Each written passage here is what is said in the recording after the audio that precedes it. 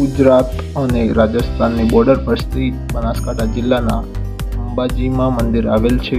અંબાજીનું મંદિર 1200 વર્ષથી પણ વધારે જૂનું મંદિર છે.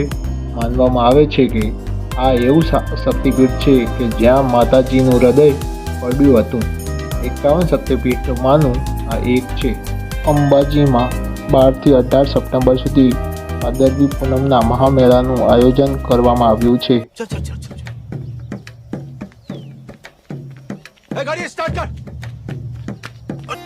બોલ મારી અંબે, જય જય અંબે. હાર્દિક સ્વાગત છે આ વિડીયોમાં.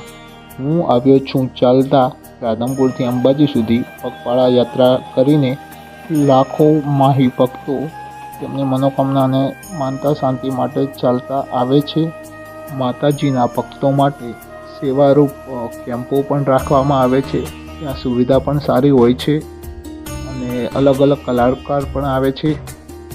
કેમ્પની મુલાકાત લઈ અમે ચા અને પૌવા દોસ્તારો સાથે ચા અને પીધી અને હવે ધીમે ધીમે આગળ વધશું.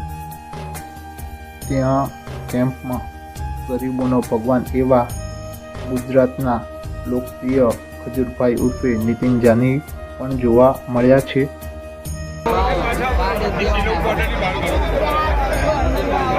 આ છે ત્રિશુલિયા ઘાટ. અહીંયા ચડવું બહુ મુશ્કેલ કામ છે, અઘરી વાત છે અહીંયા ચડવું એટલે. આ અંબાજીનો પહેલો પ્રવેશદ્વાર છે. અંબાજીમાં પ્રવેશતા જ લાઇટિંગથી અદ્ભુત શણગાર સજાવવામાં આવ્યો છે.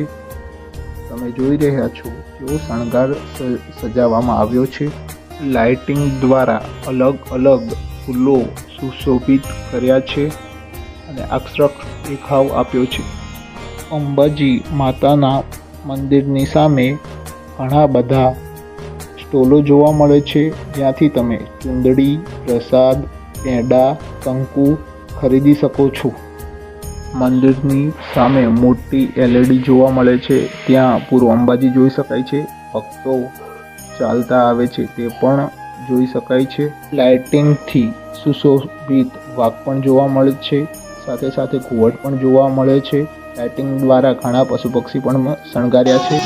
આ માતાજીનું પ્રવેશદ્વાર છે અને ભક્તો રથ લઈને જાય છે. ગબ્બર પર્વત ઉપર બિરાજમાન અંબે માનો પ્રવેશદ્વાર છે. ગબ્બર પર્વત ખૂબ જ ઢાળવાળો અને ચડવો મુશ્કેલ છે. ટેકરીની તળેટીમાં 300 પથ્થરના પગથિયા છે. ટેકરીની સપાટ ટોચ પર મંદિરની સામે એક નાનું માળખું છે. ત્યાં અંબેમાનું મંદિર સારી રીતે સુરક્ષિત દીવો સતત સળગાવવામાં આવે છે. ગબ્બર પર્વત પર અંબેમાનું મૂળ સ્થાન છે.